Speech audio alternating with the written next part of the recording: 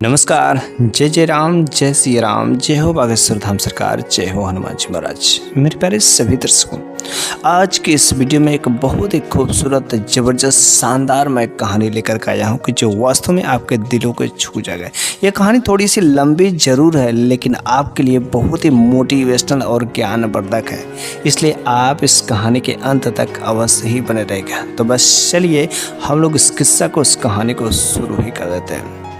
तो हमारे इस देश में पहले के ज़माने में बेटियों की कोई इज्जत नहीं होती थी, और ठीक उसी समय की बात है कि एक राजा, जिसके पास धन दौलत किसी चीज़ की कोई कमी नहीं थी, लेकिन वह अपने रानी से कहता था कि देखो रानी, तुम सब कुछ करती हो ठीक करना, लेकिन जब तुम औलाद को जन्म देना ना, तो बेटी को मत पैदा करना। अगर बेटी को तुम पैदा किया तो मैं बेटी को मार दूंगी।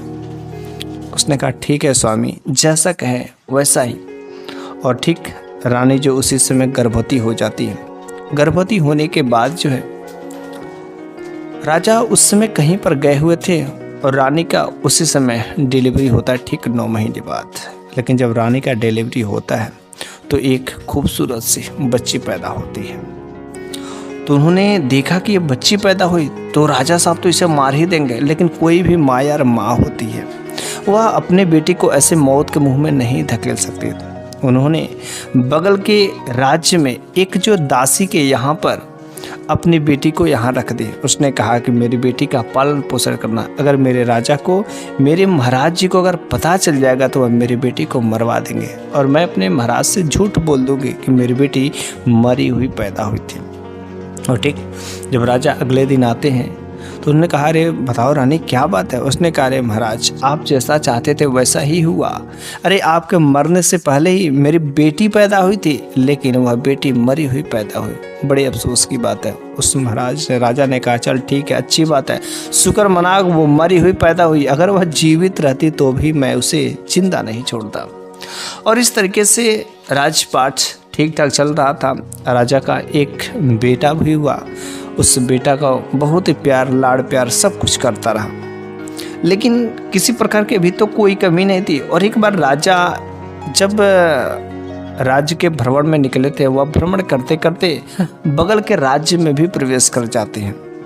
लेकिन जब बगल के राज्य में प्रवेश करते हैं तो उस लड़की को देख करके, जो उन्हीं की बेटी थी, उन्हें नहीं पता था, लेकिन चूंकि वह राजघराने की थी और वह बहुत खूबसूरत थी, राजा का दिल उस पर आ गया। उसने कहा अरे ऐसी लड़की इतनी खूबसूरत, ये तो भला किसी राजघराने के लगती है, लेकिन ये राजघराने का इसका जगह होना चाहिए, ये भला इस छोटी सी दासी के घर में क्या कर रही है। तो राजा ने कहा इसको पता करो, और ये किसके घर की है, और कहना कि मैं इसके साथ जो शादी करना चाहता हूँ। फिर जो है राजा साहब ने सैनिकों से पैगाम भिजवाया। सैनिकों ने उसके घर पर, दासी के घर पर गए, चूँकि वह दासी बूढ़ी हो चुकी थी। तो उसने कहा कि ठीक है मैं शादी करने के लिए तैयार हूँ, लेकिन एक बार राजा से मेरे को मिलना पड़ेगा, और राजा साहब को मेरे यहाँ भेजिए। फिर राजा ने उस दासी के घर पर गए। उस बूढ़ी दासी के पास में जब गए तो उस बूढ़ी दासी ने कहा महाराज मैं क्षमा चाहती हूँ, लेकिन मैं आपसे एक बात कहना चाहती हूँ। उस राजा ने कहा अरे बताओ बूढ़ी माँ, क्या तुम्हारी क्या बात है और किस बात के तुम मेरे को यहाँ पर बुलाई? अरे तुम अपनी बेटी से विवाह मेरा करवा देगे तो उसका भाग ही खुल जाएंगे। उसने कहा ठीक है, मेरे को शादी करने में कोई आपत्ति नहीं है, लेकिन मैं जो कहना चाहता हूँ आप ध्यान से सुन लीजिए। उसने कहा अके कौन सी बात है? उसने कहा आप जिस लड़की से शादी करने की बात कर रहे हैं ना, वो लड़की कोई दूसरी नहीं है महाराज, वह आप ही की बेटी है, वह आपकी खून है। और अब बताइए क्या आप अपनी खून से आप अपनी बेटी से शादी कर सकते हैं? उसने कहा नहीं नहीं, ऐसा हो ही नहीं सकता। मेरी पत्नी ने कहा था, रानी ने कहा था कि वह बेटी मरी हुई पैदा हुई थी। उस दासी ने कहा नहीं नहीं, महारानी ने झूठ बोल दिया था। भला कोई माँ ऐसी हो सकती है कि वह अपने छोटे से नन्हे मुन्ने बच्चों को बलि का बकरा बना सकती है? इसलिए झूठ बोल करके मेरे पास रख दिया था पालन पोषण करने के लिए, और आज उसी लड़की से आप शादी करना चाहते हैं?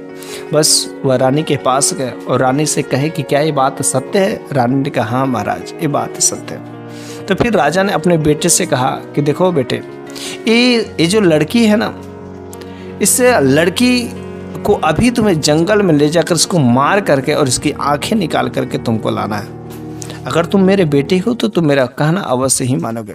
लेकिन उधर उस लड़के को पता चल गया था कि अब मेरी बहन है और मेरी इकलौती बहन है, और मैं भला अपनी इकलौती बहन के साथ ऐसा कैसे कर सकता हूँ। लेकिन मैं अपने पिताजी का कहना भी, कहा हुआ भी मना नहीं कर सकता। और बल्कि राजा के कहने के अनुसार वह बेटा अपने उस बहन को ले जाता है जंगल में, घनघोर जंगल में। और जब घनघोर जंगल में ले जाता है तो मारने के लिए तैयार होता है, लेकिन वह कहता है कि नहीं बहन, मैं तुम्हें नहीं मारूंगा, तुम यहाँ से चली जा, भाग जा, दूर चली जा मेरी नज़रों से, और मैं तुम्हें छोड़ देता हूँ। भला एक भाई कैसा जी कि जो अपनी बहन का बलि चढ़ा दे, और वो भी आंख निकाल करके लाना है, ऐसा तो हो ही नहीं सकता। तुम बहन भाग जाओ। वह बहन कहती है, अरे भैया आप मेरे ऊपर क्यों दया दिखा दे रहे हैं, आपके प्राण संकट में पड़ जाएंगे, शायद जानते नहीं हैं अपने पिताजी को, अरे बहुत ही खतरनाक है, आपको जीवित नहीं छोड़ेंगे। उसने कहा छोड़ दो बहन, ये मेरे ऊपर है, मैं कैसे हैंडल करूँगा, ये सब चीज़ें मेरे ऊपर है। फिर जो है उस अपनी बहन को छोड़ देता है, और वह राजा का लड़का एक हिरन का शिकार करता है। शिकार करने के बाद उस हिरन की आंखें निकाल करके राजा को दे देता है। कहा था कि महाराज आपने जो कहा था वैसा ही हुआ, हमने उस लड़की को मार दिया और मारने के बाद उसकी आंखें निकाल करके लाई है। राजा ने कहा शाबाश बेटा, तुमको मुझ पर बहुत ही गर्व है कि वास्तव में तुम ही तो ये काम कर सकते हो, दूसरा कौन कर सकता है। लेकिन राजा को नहीं पता था कि मेरे बेटे ने क्या काम किया। फिर वह लड़की उस घनघोर जंगल में जा रही थी, बिल्कुल उसके डर तो था ही नहीं, क्योंकि वह ऑलरेडी एक बार मर चुकी थी, क्योंकि उसको मारने के लिए भेजा था और उसे किसी तरीके से जीवनदान मिला है, तो उसे डरने की किस चीज़ की है। वह घनघोर जंगल के रास्ते जा ही रही थी, रात्रि हो गए थे। लेकिन तब तक जो है कुछ लोगों की आवाज़ सुनाई देती है चलने की। जैसे जब कुछ लोगों के चलने की आवाज़ सुनाई देती है, वो तो लड़की तुरंत फटाफट पेड़ पर चढ़ जाती है, और पेड़ पर चढ़ जाती है तो जैसे पेड़ पर चढ़ जाती है तो वह जो एक राजा जो है अपने सैनिकों के साथ में उसी रास्ते से जा रहे थे। लेकिन उसी पेड़ के नीचे शाम के समय में सोचते हैं कि यहाँ पर जो ठहरने का इंतज़ाम किया जाए। और फिर जब ठहरने का इंतज़ाम वहाँ पर बनाया जाता है तो राजा जो है लेटे रहते हैं नीचे, और उनका जो आँख ऊपर की तरफ पेड़ की तरफ था, तो उनको ऊपर पेड़ पर कुछ हिलने की, डुलने की, किसी चीज़ की जो आहट पता चल रहे थे। तो उसने अपने सैनिकों से कहा मेरे को लग रहा है वहाँ पर कोई चीज़ है, पता करो कि वहाँ पर कौन सा चीज़ है, और मेरे को लग रहा है किसी आदमी जैसा। तो सैनिकों ने कहा महाराज इतनी रात में आप भला ऐसा। उस राजा ने कहा भला किस चीज़ से डर है, बिल्कुल हम लोग निडर है, और हम लोग इतने लोग हैं, भला कोई हम लोगों का क्या उखाड़ सकता है, कुछ नहीं कर पाएगा। अगर कोई जानवर रहेगा तो उसे मार दिया जाएगा। तो फिर सैनिकों ने वहाँ पर जाकर के उस पेड़ पर जब चढ़ा तो उसने देखा रही है तो एक लड़की है। फिर उसने राजा से बताया महाराज यह तो एक लड़की है। उस लड़की को जब नीचे लाया जाता है तो राजा ने जब उस लड़की की सूरत देखी ना, उस लड़की की सूरत देख करके वह राजा मोहित हो जाता है और कहता करे तुम यहाँ पर इस घनघोर जंगल में ऐसे कैसे आ गए यहाँ पर। उसने कहा महाराज कोई मेरे को यहाँ पर मारने के लिए लाया था और मैं किसी तरीके से जान बचा करके भरी पड़ी, मेरा जीवन बहुत ही खतरे में है, मेरा मंजिल अभी कुछ पता नहीं चल रहा है। तो उस राजा ने कहा देखो मैं सीधा सीधा एक बात मैं कहना चाहता हूँ, तुम इतनी खूबसूरत हो और मैं भी अभी कुंवारा ही हूँ, अगर तुम्हें बुरा ना लगे तो बोलो तुम मुझसे साथ शादी करोगी। बस वह लड़की भी अपने मंजिल के ही शिकार में थी और बस उसे मंजिल मिल ही जाती है, वो लड़की हामी भर जाती है। फिर वह राजा बड़ी ही धूमधाम से उस लड़की के साथ में शादी कर लेता है। शादी करने के बाद उस लड़की का अब तो राजकुमारी बन गई थी, रानी बन गई थी। धीरे धीरे समय बीतता रहा और समय बीतने के बाद वह गर्भवती होती है और गर्भवती होने के बाद एक सुंदर सा पुत्र का जन्म देती है। सुंदर सा पुत्र का जन्म देती, बड़ी उस राजमहल में खुशी छा जाती है और ऐसे करते करते उस लड़की के 3 पुत्र पैदा होते हैं। लेकिन जब पुत्र पैदा होते थे तो वह राजा जो अक्सर अपनी पत्नी रानी से पूछता था कि अरे तुम अपने जीवन का दास्तान सुनाओ ना, आखिर तुम्हारी इतनी दुख भरी कैसे कहानी कभी तुम सुनाती नहीं हो।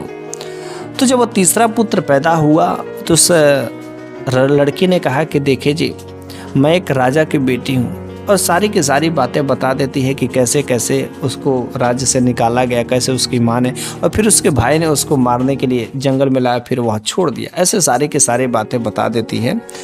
तो उस राजा ने कहा कि तुम्हारे पिताजी ने बहुत गलत काम किया, उन्हें अपने राजा होने पर बड़ा ही घमंड था, और चल मैं उसी राज्य में मैं तुम्हें लेके चलता हूँ, वहीं पर उसी राज्य में मैं लेकर के चलता हूँ और तुम्हारे पिताजी से मैं माफ़ी मंगवा के रहूँगा। उसने कहा नहीं नहीं, मेरे को नहीं जाना है। अरे मेरे पिताजी को नहीं जानते हैं, वो राजा है और बड़े खतरनाक है, फिर से मेरे को मरवा देंगे, मैं वहाँ पर नहीं जा सकती। उस राजा ने कहा तुमको पता नहीं, अरे मैं तुमसे शादी कर चुका हूँ, तुम मेरी धर्म पत्नी हो, और मैं तुम्हारा पति होने के नाते मैं ये वचन देता हूँ कि तुम्हें कुछ भी नहीं होगा। अब उस लड़की को जो है बल मिलता है और कहती कि ठीक है। फिर जो अगले दिन काफिला तैयार कर दिया जाता है, उस काफिले में मंत्री, सिपाही, जो है वजीर, सारे के सारे लोग, कोटेदार, सब लोग जो वहाँ पर जो थानेदार मौजूद हो जाते हैं और काफिला लेकर के निकल पड़ता है। तो जब काफिला लेकर के निकल पड़ता है तो राजा जी नहीं जा रहे थे साथ में। तो उस लड़की ने पूछा, अरे राम महाराज, आप हम लोगों के साथ क्यों नहीं जा रहे? अगर आप हमारे साथ चलते तो मैं बहुत ही सुरक्षित महसूस करती। फिर वह रानी जो है, लड़की अपने तीनों बेटों को साथ में लेकर के वह चलने लगती है, और महाराज कहते हैं कि तुम चलो और मेरे को कुछ काम है, उस काम को समाप्त करके बाहर ही मैं डायरेक्ट जो उस राजमहल में पहुंचूंगा। यही बात हुआ। वो काफिला निकलने लगा, काफ़ी दूर था। तो पहला जो रात्रि होती है तो वहाँ पर जो है तंबू उम्बू डाला जाता है, और तंबू डालने के बाद जो है, जो राजा का खास मंत्री था, वह मंत्री जो है रानी का टेंट के बगल में ही लगा लेता है और उसी टेंट के कुछ दूरी पर सो जाता है। रानी ने कहा, अरे आप यहाँ पर ऐसे क्यों मेरे बगल में सोने की प्लानिंग कर रहे हैं? आप यहाँ से दूर जाइए सोने के लिए। उसने कहा, नहीं, शायद तुमको नहीं पता है, मैं राजा का मंत्री हूँ, और अगर तुमको कुछ हो जाए तो मेरी जिम्मेदारी बनती, इसलिए मेरे को सोने दो। रानी, वह जो लड़की समझ जाती है, चूंकि रानी बन गई थी ना, तो लड़की समझ जाती कि लग रहा है कुछ मंत्री के मन में खोट है, इसलिए आज की रात मेरे को बहुत ही सचेत होना पड़ेगा। फिर जो है आधी रात होती है, और जैसे आधी रात होती है मंत्री के नियत में खोट हो जाता है। जैसे खोट हो जाता है, वह सोचता है अरे महाराज तो है नहीं, वह नशे की हालत में था और बस रानी के बिस्तर में घुस जाता है। और जैसे रानी के बिस्तर में प्रवेश करता है, रानी के साथ छेड़खानी करना शुरू कर देता है। लेकिन वह रानी किसी न किसी तरीके से वहाँ से जान छुड़ा करके भागती है, बाहर आकर के बैठ जाती है। लेकिन वह मंत्री के ऊपर खून सवार था और उसने कुछ नहीं देखा। जो वह बड़ा बेटा था ना, उसके बड़े बेटे को बलि चढ़ा दिया, वहीं पर मौत के घाट उतार दिया। लेकिन सुबह हो जाती है, बेचारी बैठी रहती डर के मारे, अपने दोनों के दोनों बच्चों को, एक बच्चे को नहीं लेकर के भाग पाती है, और वह बेटा बलि के घाट उतर जाता है। बस कुछ भी नहीं होता है। किसी तरीके से रातों रात वह मंत्री उसको बेटे को मार करके इधर उधर फेंक देता है। फिर अगला दिन काफिला चल पड़ता है, और अगला दिन जैसे ही काफिला वह चल पड़ता है तो अगला दिन जो है वहाँ का जो सिपाही था, उस सिपाही के मन में खोट आ जाती है, और उस सिपाही ने फिर जो है उस रानी के साथ में जो छेड़खानी करना चाहिए, जबरदस्ती करना चाहिए। उस रानी ने कहा, तुम लोगों को नहीं पता है कि मेरे साथ में ऐसा जो तबाही का काम कर रहे हो? अरे मैं एक रानी हूँ, रानी, तुम्हारे महाराज तुम लोगों को जीवित नहीं छोड़ेंगे। उसने कहा, नहीं, अरे चाहे जो कुछ भी, जब बस मेरी प्यास बुझाने दे। इतनी खूबसूरत मैं देख करके मैं कब तक शांत रहूँगा, और रात्रि के समय मैं कहाँ जाऊँगा, और महाराज तो पता नहीं कहाँ है, कौन बताएगा? और बेचारी रानी डर करके उस समय किसी सैनिकों से नहीं बताए, और सिपाही ने भी उसके साथ छेड़खानी करना चाहिए। बस वह रानी एक छोटे से नन्हे मुन्ने बच्चे को लेकर के वहाँ से भागती है, और बस वह सिपाही के सर पे खून सवार था, और दूसरा वह बेटा को बहुत मौत के घाट उतार देता है, और फिर वह उसकी डेड बॉडी को इधर उधर कहीं छुपा देता है। और तीसरा दिन जो वहाँ का थानेदार था, उस थानेदार की नीयत खराब हो जाती है। ऐसे इस तरीके से रानी के तीनों बेटे मौत के घाट उतर जाते हैं। जब तीसरा दिन जो थानेदार उसके पीछे जो हमला करता है, उसकी इज्जत को लूटना चाहता है, तो वह बेचारी भगी जाती है, और वो सोचती कि जब हर तरीके से मेरे जीवन में कठिनाई है, मेरा मर जाना ही उचित है, और अब मैं जाती हूँ नदी में कूद करके जान दे दूँगी। बेचारी वह भगी वह जाती है और नदी में कूद जाती है। लेकिन जब नदी में कूद जाती है ना, तो 6 भाई, जो 6 मछुआरे थे वो 6 भाई थे, और उस दिन जो उस नदी में जाल लगा रहे थे, और जैसे नदी में जाल लगा रहे थे तो वह फंस जाती है। उसने सोचा कि अरे नदी में तो बहुत बड़ी मछली फंसी है, लेकिन जब जाल उठा करके देखते हैं तो उसने देखा करे यह तो एक लड़की है, एक औरत है, और इतनी खूबसूरत है, ऐसा लगता है कि किसी राजघराने की है। उसको बाहर निकालते हैं और पेट से पानी निकालने के बाद, वैद्य से चिकित्सा कराने के बाद जब वो लड़की होश में आती है तो सारे के सारे कह रहे थे कि मैं शादी करूंगा, मैं शादी करूंगा, मैं शादी करूंगा, मैं शादी करूंगा। इस तरीके से जो है सब आपस में होड़ लगाए हुए थे। तो उस गांव का जो मुखिया था उसके पास ले जाया गया। तो मुखिया ने कहा कि देखो, जब सब तुम लोग शादी करना ही चाहते हो तो एक बार इससे पूछ लो क्या है तुम लोगों से शादी करना चाहेगी। तो उस लड़की ने कहा नहीं, मैं जो शादी नहीं कर सकती, बल्कि अगर आप लोगों को बुरा ना लगे तो मैं आप सभी लोगों को भाई बना लेती हूँ, और आप लोग 6 भाई होने के वास्ते आप अपनी बहन की रक्षा तो करेंगे ना। मुखिया ने कहा हाँ ये तो बात सत्य है, किसी में किसी प्रकार की कोई लड़ाई झगड़ा भी नहीं रहेगा और तुमको हर प्रकार से बहन का प्यार भी देगी। इस तरीके से वहाँ पर वो कुछ दिन रहती है। लेकिन उस 6 भाइयों ने कहा कि देखो बहन, जो हमारे राजा है ना, वो राजा जो है कहानियाँ सुनने के बड़ा ही शौकीन है। अगर उन्हें तुम कहानी सुनाती तो शायद वह तुम्हें कुछ इनाम उनाम देते। उसने कहा हाँ, मेरे पास बहुत अच्छी अच्छी कहानियाँ, जाओ महाराज से कहो और मैं घूंघट में जाऊंगी और महाराज को कहानी सुना। बल्कि वह राजा दूसरा कोई नहीं था, बल्कि उसका बाप ही था, जो कहानियाँ सुनने का बड़ा ही जो आदि था। वह उसी राज्य में पहुंच गई थी। तो मछुआरों ने जाकर के कहा कि मेरी एक बहन है और वह जो बहुत अच्छी अच्छी सुंदर सी कहानियाँ सुनाती है, अगर आपकी इजाज़त हो तो एक बार उससे कहानी सुनने की कृपा करें। उस राजा ने कहा ठीक है। फिर से वह लड़की अपने ही बाप के दरबार में आती है, घूंघट निकाल करके, और पहला दिन कहानियाँ सुनाती है। खूबसूरत कहानी सुन करके राजा का दिल जो झूम उठता है। उसने कुछ इनाम दिए और फिर वह ले करके चली गई। ऐसे करते करते अभी 2 या 3 दिन ही वह कहानी कही थी। तब तक जो है तीसरे दिन जब जाती है तो वहाँ पर देखती है कि जो उसके सोहर थे, जो उसके पति थे, वह भी वहाँ पर मौजूद उस दरबार में, और जो थानेदार था, सिपाही थे, मंत्री थे, सारे के सारे लोग वहाँ पर मौजूद थे। उस दिन ने सोचा कि आज यही मौका अच्छा है कि आज मैं अपनी सारी की सारी दास्तान में बयान कर दूं, और शायद या तो आज मैं मर ही जाऊंगी या तो मेरे को जीवन दान ही मिल जाएगा। उस दिन उस लड़की गई और उसने कहा कि देखिए महाराज, आज दरबार में काफ़ी ज़्यादा लोग उपस्थित हैं और मेहमान भी कुछ लोग उपस्थित थे, इसलिए मैं जो एक बहुत ही अच्छी ज़बरदस्त मैं कहानी आप लोगों को सुनाऊंगी, लेकिन मेरी एक शर्त है कि इस कहानी को सुनने के दौरान कोई भी अपनी जगह से नहीं उठेगा। अगर कोई अपनी जगह से उठेगा तो मैं फिर कहानी नहीं सुनाऊंगी। और फिर उसने कहानी सुनानी शुरू कर दी। तो जैसे ही कहानी सुनानी शुरू कर दी तो उसने कहा एक राजा थे, उस राजा को बड़ा ही घृणा होता था बेटियों से, लेकिन रानी ने बेटी पैदा की और अपने राजा के चुपके से वह जो है बगल के राज्य में एक दासी के यहाँ सेवा करने के दी। लेकिन उस राजा को उसी लड़की पर दिल आ जाता है। जब शादी करने की बारी आती है और ये सब राजा सुन रहे थे, उसने कहा ये तो सारी की सारी बात मेरी कह रही है, आखिर क्या हुआ। वो राजा तो कुछ बोलते नहीं थे। और फिर उसने कहा कि जब राजा को उस पर दिल आ गया तो शादी करने की बात हुई। तो जब राजा को पता चला कि वो तो मेरी बेटी है, तो फिर राजा ने अपने बेटे से कहा कि जाओ तुम जो है इसको मार के आओ। तो फिर राजा ने कहा अरे बताओ जल्दी क्या हुआ था मारने की बात, क्योंकि राजा तो यहाँ तक जानता था लेकिन इसके बाद नहीं जानता था। लेकिन फिर से वह कहानी करती कि जब वह मारने के लिए अपने बेटे को भेजा तो वह बेटा उसकी बहन थे, वो लड़का उसका भाई था। तो भाई ने कहा कि देखो बहन, मैं तुम्हें मार नहीं सकता हूँ, बल्कि राजा ने कहा कि तुम्हारी दोनों आंखें निकालने के लिए, इसलिए तुम छोड़ दो, मैं तुमको मुक्त कर देता हूँ। बल्कि इसके जगह पर हिरन को मार करके उसकी आंखें लेकर के चला जाता है। और जैसे जब आंखें लेकर के चला जाता है तो वह एक पेड़ पर छुपी रहती है। तो राजा की दूसरे बादशाह की नज़र जो पड़ती है और फिर उस बादशाह ने उसके साथ में शादी कर ली। शादी करने के बाद तब तक ये दूसरा भी बादशाह बैठा रहता और सोचता खरी ये तो अब मेरी बातें करे। वो कहता कि तब क्या हुआ।